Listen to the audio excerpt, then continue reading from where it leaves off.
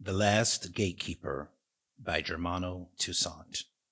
Time, 2050. Place, a major city after the apocalypse. Every year it feels like the number of years that this culture is entitled to live is getting smaller. So God only knows how close to the chasm this culture is. This constantly reiterated discomfort and hatred for the gay person is again another indication that every year we might as well be prepared for the apocalyptic moment when the stars start to fall to the earth. Melodoma Patrice Sommet. Act 1. The year is 2050. The country has been battered by disease, war, and catastrophic natural disasters.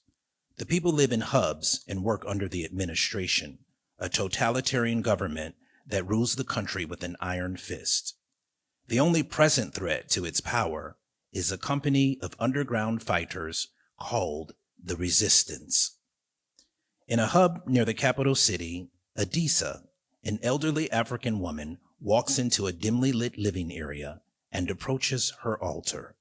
She mutters some words to herself, then takes a match and lights a large lavender candle. One by one, the other candles on the altar light themselves. Adisa pours libations. Her body twists and curves to the music as the flames of each candle illuminate her. She takes a cigar out of her pocket, lighting it on one of the candles. Adisa blows a cloud of smoke into the air, which morphs into a portal of white light. Images of war, torture, and starvation appear within the portal. The last image is of a little black boy standing alone, surrounded by a golden light. As Adisa takes in the vision, ancestor spirits enter the space.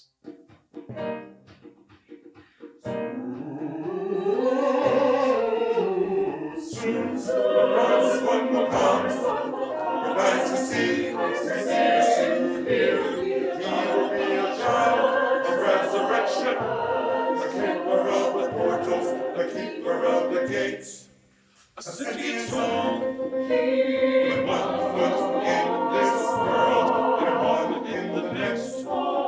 Until then, much sorry. Adisa asks the spirits, How long? How long will these things be? How long until we are free? When the earth is shown as broken and the spirit is set free, and the lighter trim the smoke into its recent history.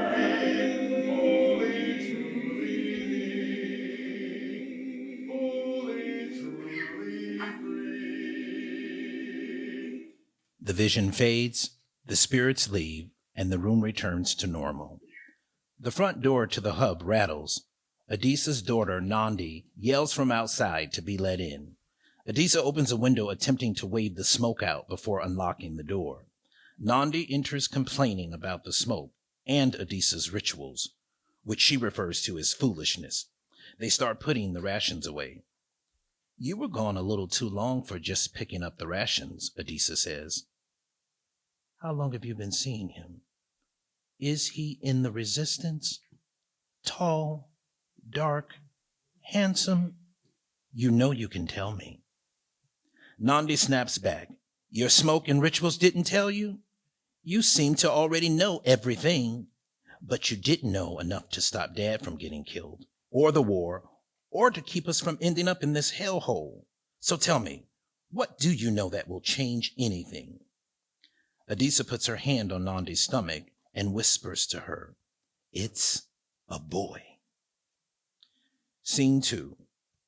Later that night, Nandi calls her lover, Michael, the leader of the underground resistance movement, and tells him she is pregnant, but has no intention of bringing their child into this world. Michael begs her to promise she'll have their child. Before Nandi can respond, Michael's hub is attacked by the administration. She loses her connection to him. Scene 3. Days turn into weeks, weeks turn into months with no word from him. And as she waits, the child inside her grows. One fateful stormy night, as if the universe itself induces her labor. At the first crack of thunder, Nandi lets out a scream. Adisa runs into the living area and props a pillow under Nandi, then runs into the sink and fills a pot with hot water. She takes off Nandi's gown and undergarments, putting a cloth underneath her. She glances between her legs. Lifting her voice to the sky, she yells, "Ancestors, be with us now. Help him come to us unharmed."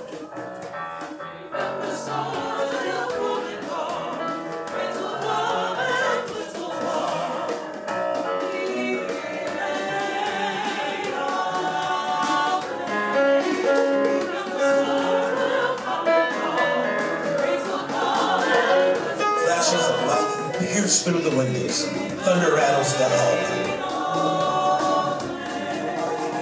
The howling winds merge with Nandi's painful cries as she gives one more push. Everything stops. Adisa has the same vision of a black boy surrounded by a golden light. Soon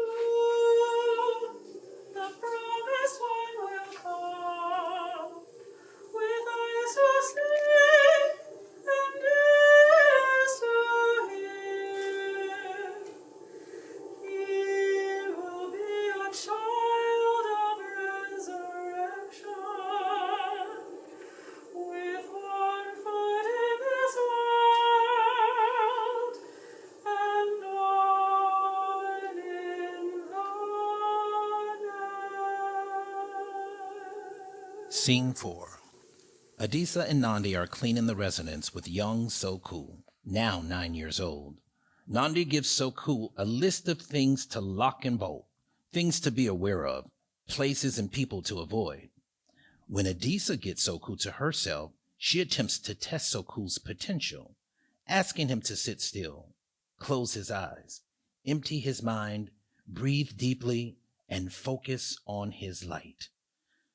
Soku exhales a golden mist from his mouth, which fills the room. But a crack of thunder scares Soku out of his trance. He runs into Adisa's arm. Adisa tells him, "I would love for you to stay home and learn with me. But every child has to be registered in their quadrant school so they can program you into submission. Don't repeat that." Soku cries to Adisa that he hates his school because he doesn't fit in and is bullied by kids who think he's too soft and sensitive. Adisa responds, "In my village, being sensitive was a good thing. It meant you were aware. Being aware when everyone else is asleep is a hard thing. You're different, Soku, and they aren't used to that. Don't let this world harden you, Soku. You stay open. Stay sensitive.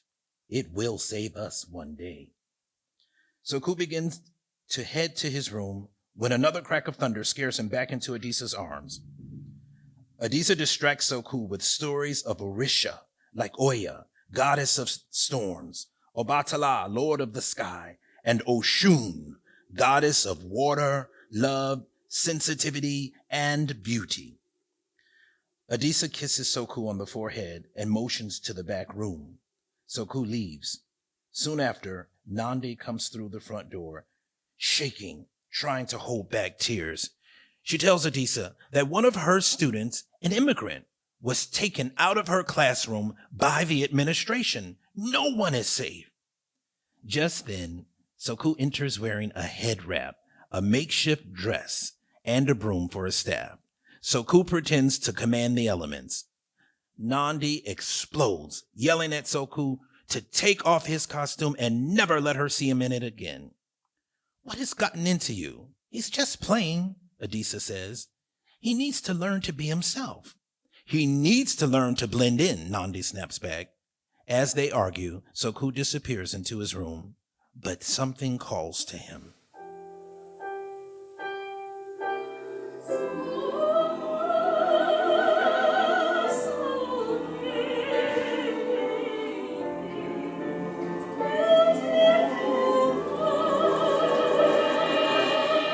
Soku enters from the back room, thinking it may be his mother or Adisa, but Nandi just yells for him to get ready for bed.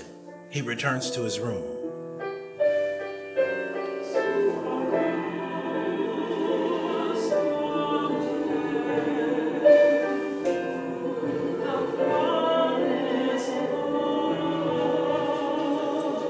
Soku sticks his head in from the back room. Okay, now I know someone called me. Go to bed, Nandi yells. Adisa, realizing what is happening, tells Soku to respond to the voices that he is open and ready to hear. Soku returns to his room and tries to sleep.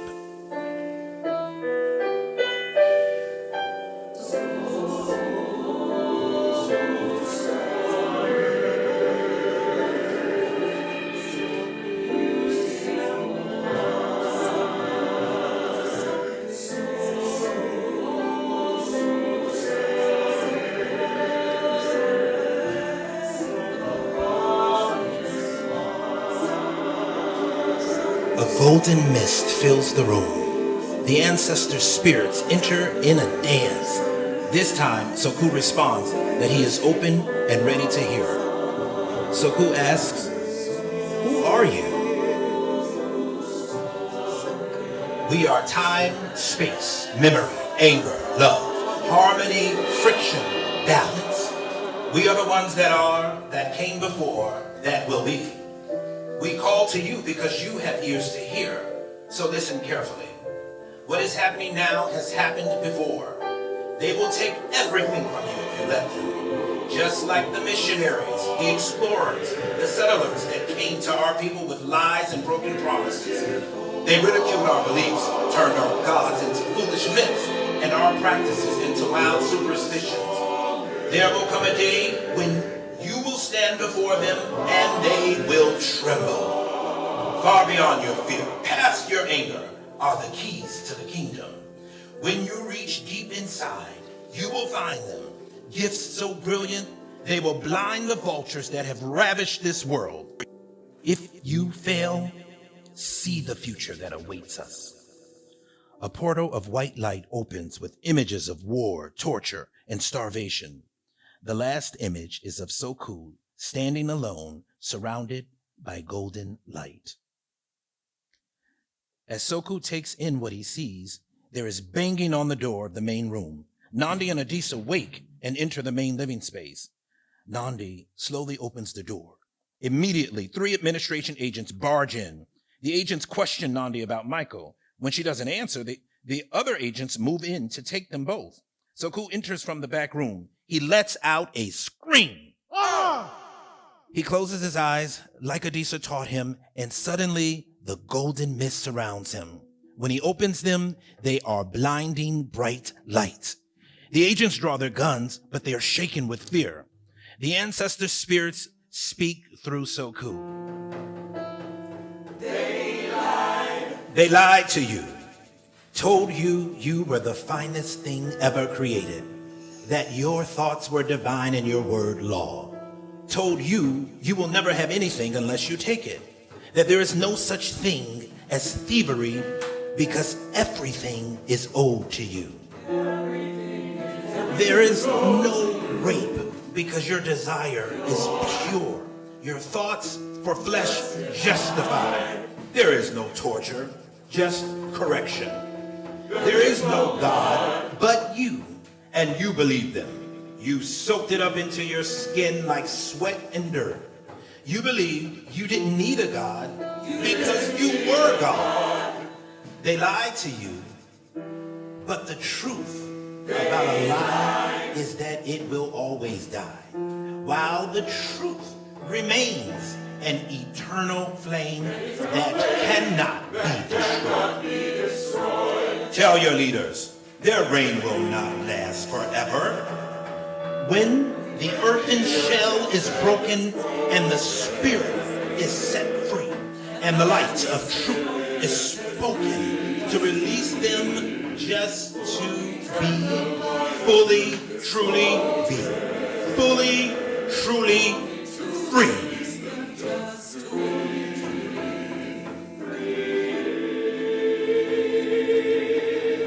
Soku's entire being is filled with light.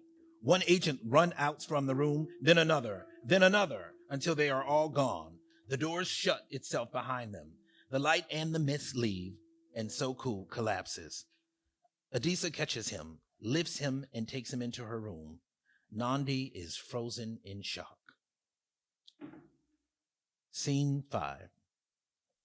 It is early the next morning. Lights up on Nandi, who is packing in the main living area. Nandi stares at Soku as he eats his portrait, uncertain what manifested through him, pondering if her mother's revelations were real or imagined. Whatever happened, she is aware it just bought them time. She remembers all too well the fear tactics of the administration and what happens to dissenters. Once they take you, you don't come back. People disappear when they're too loud, too visible, and those are the lucky ones. Some are tortured publicly, some killed as an example for others. Adisa wants to fight. Nandi's instinct is to run. Before Nandi finishes packing, there's a knocking at the door. They all freeze. The knocking turns to banging. Adisa prepares to stall, waving Nandi and Soku towards the back to escape. As they leave, the agents break open the front door, and there is a loud crash from the back. The agents arrest them. Soku closes his eyes and concentrates, but fear takes hold of him. He freezes. Nothing manifests. The agents take out their guns and begin to move. Adisa pulls a pinch of powder from her satchel and blows it onto 2 soldiers. Their joints freeze. She pushes the 2 frozen agents to the ground and screams for Soku to run. An agent shoots Adisa. She collapses in pain. Another agent grabs Nandi. Shaken and defeated, Soku runs from his home through the darkness of the capital city.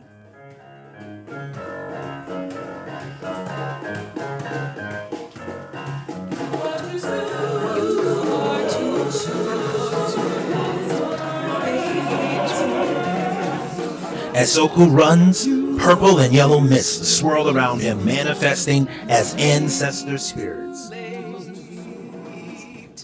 Your journey was never going to be easy, Soku, but that is the contract you made before your birth, before you came into this world. Destiny calls us to walk into the fire, past our fear, through our pain, to our destiny. Those with a great destiny endure great pain.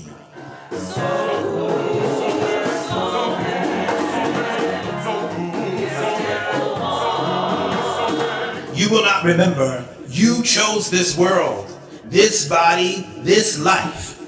If I could go back one more time, I could free so many.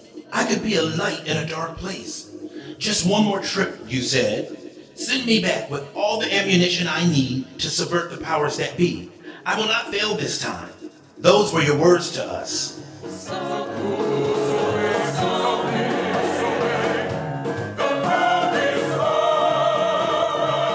You would make the ultimate sacrifice because this world needs you. You are the last hope, the child of resurrection. One day it will be clear to you why this had to be and what you must do. For now, sleep. And remember, no matter how dark, no matter how hopeless, you are not alone. You have.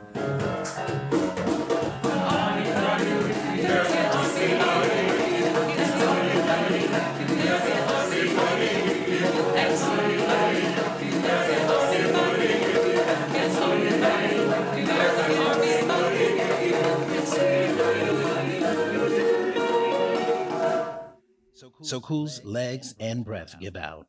He collapses. Rest. The journey to yourself is just beginning. The mist disappears as Soku falls into a deep sleep. A moment later, a resistant soldier, Officer Platt, finds Soku asleep on the ground and carries him off. Act 2, Scene 1. 12 years later, in a hub far underground, beneath the sewers of the capital city, resistant soldiers are beginning their morning routine, getting dressed, making their beds, and cleaning their personal areas.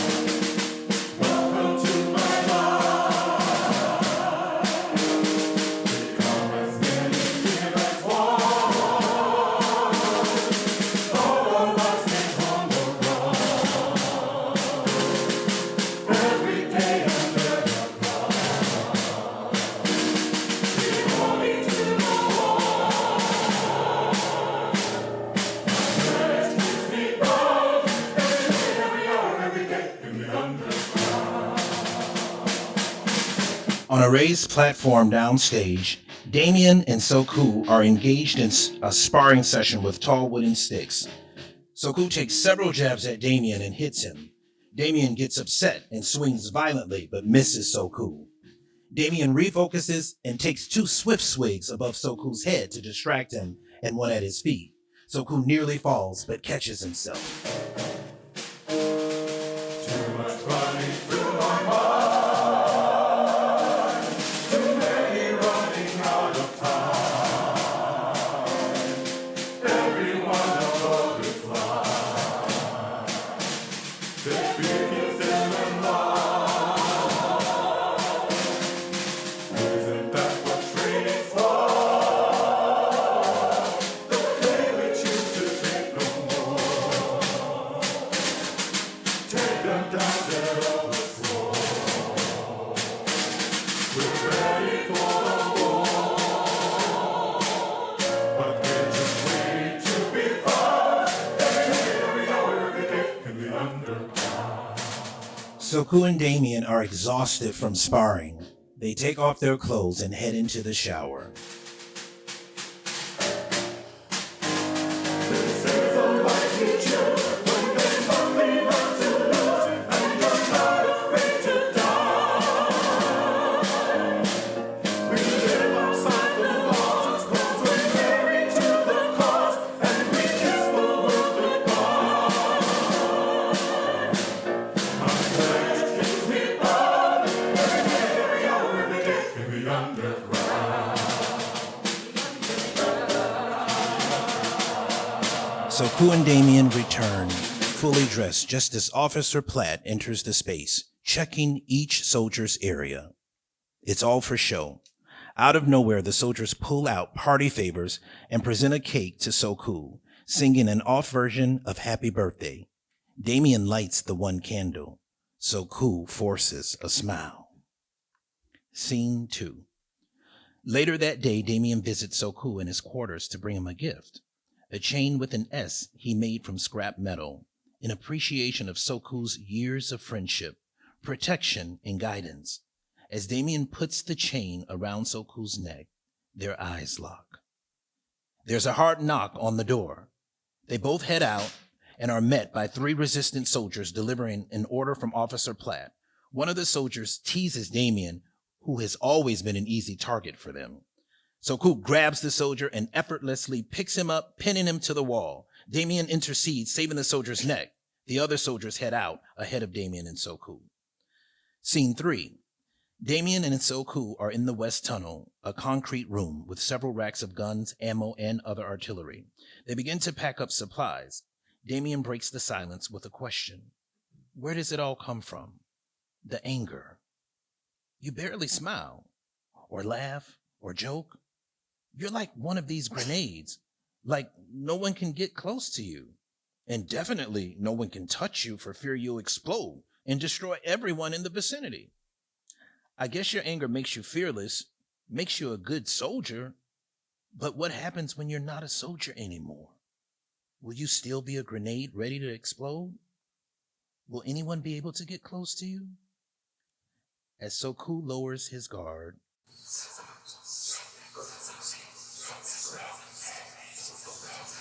Soku is disoriented. The voices reminding him of his failed attempt to save his family, how everybody he's ever loved was taken from him by the administration.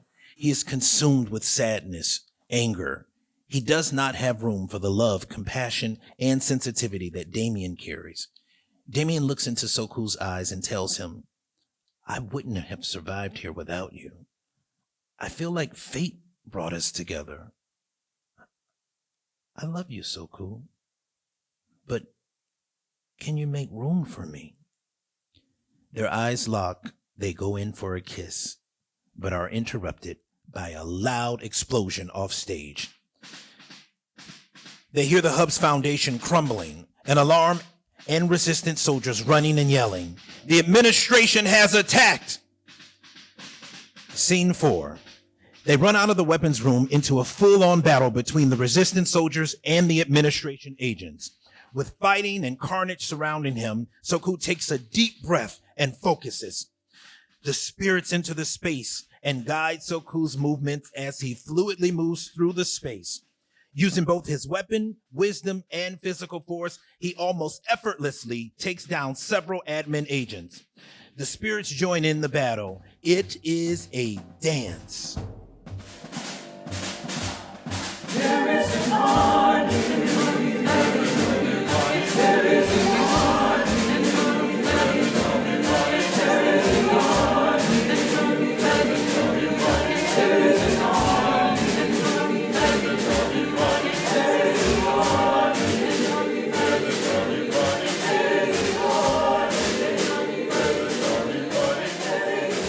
There is smoke, dust, bodies, and wreckage everywhere. Soku starts searching desperately for Damien. Two resistant soldiers carry Damien from another room. He is barely alive. Soku is fighting back tears and trying to go with Damien as he's carried away. The sadness consumes him, which turns to frustration and then anger. Soku walks off in a fit of rage. He rummages and finds weapons, explosives, knives, and ammunition. He straps himself with everything he can find and heads to the administration headquarters. Act 3, Scene 1. A storm begins to brew as Soku walks up to the building. The administration soldiers approaches him.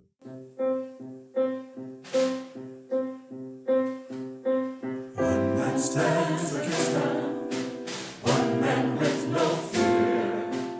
One man stands against them and makes his purpose clear. Soku is a mirror showing them their fear, the results of their reckless hatred.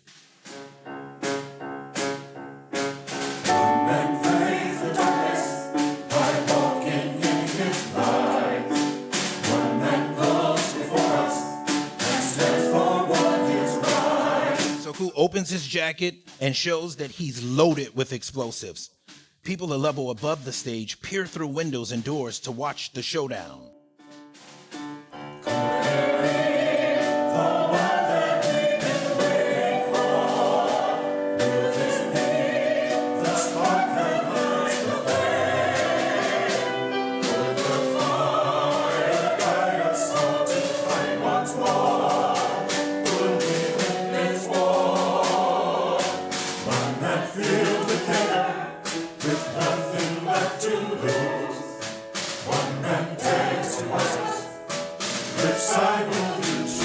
Soku's bravery emboldens the onlookers. An elderly man steps forward out of his residence. Then a boy holding his mother's hand. One man says to challenge the only life we've known. One man stands to tell us to take freedom for our own. Several people step forward, starting to chant. Release them! Release them! Release him! Release them! As the chanting intensifies, Soku turns to take in the crowd. When he loses focus, one of the admin agents aims at Soku's and shoots him in the neck. When his body hits the ground, there is an explosion. Scene 2. A portal of white light opens above Soku, and he is transported through space and time to the realm of the ancestors. Soku asks, "Where am I?"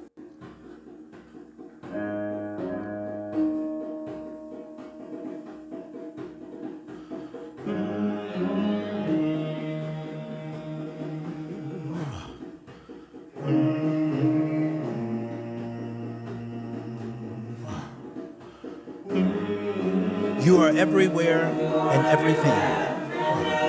You are everyone that has ever been. You are every point on every timeline. Though you surpass the notion of time. I don't understand.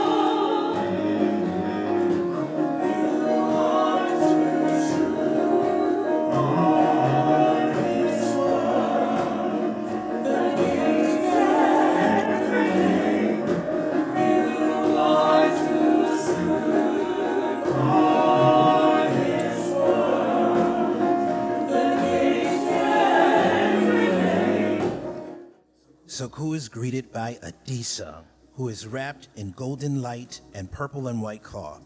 She is surrounded by ancestor spirits. Soku embraces her in tears.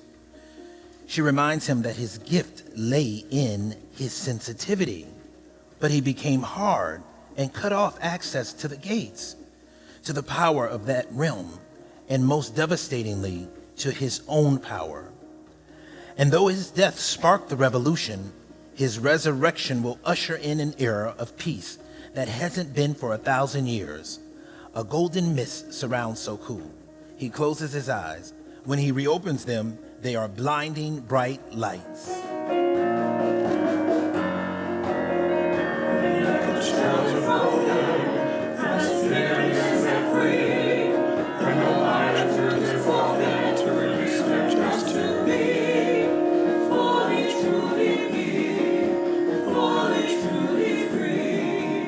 Before Soku has time to respond, Adisa sends him back through space and time.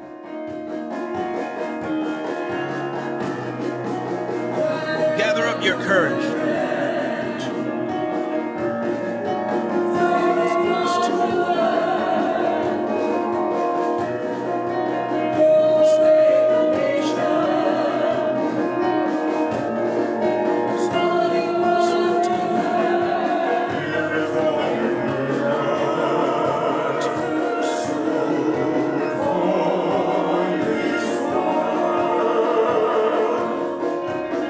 Soku lands back into his body. He opens his eyes and stands. The administration agent and the remaining crowd members are in shock. One of the agents run off, then another. One agent grabs his gun and aims at Soku. The S on his chain begins to glow. As the agent shoots, a purple mist emanates from the gun. Another agent shoots his gun and a golden mist is released. One after the other, the agent's guns emanates mists of various colors. An agent throws a grenade at Soku, but once in the air, it bursts and transforms into colorful, bright lights that flutter away.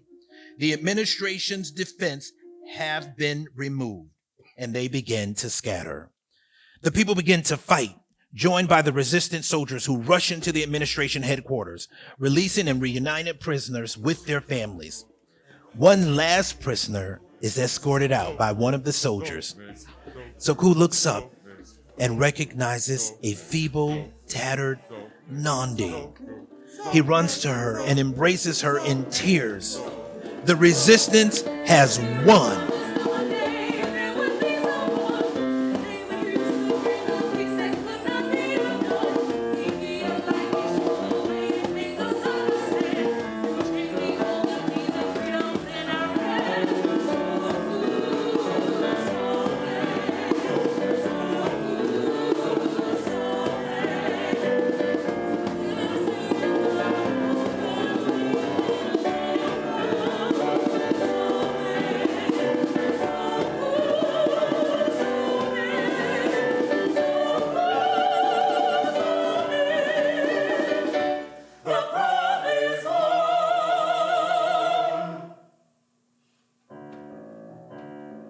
Scene 3. Soku and Nandi are in a resistance hub filled with medical equipment where Damien lays unconscious, his arms hooked up to the monitoring machines. Soku tells Nandi, "I spent the last 12 years with this dark hole in me. I just kept filling it with more and more anger and resentment. But the ancestors sent me someone with so much light, there was nowhere for that darkness to hide. I thought he was my last shot at being loved by anyone, and I wasn't brave enough to let him." Soku leans in and whispers to him, "If you can hear me, I love you too, Damien." Soku kisses Damien on the lips. Damien wakes. They kiss once. Damien asks, Did we win?" Soku responds, Yes, we won. Love has won, and the revolution has begun, ushering in a peace that has never before existed, as was prophesied.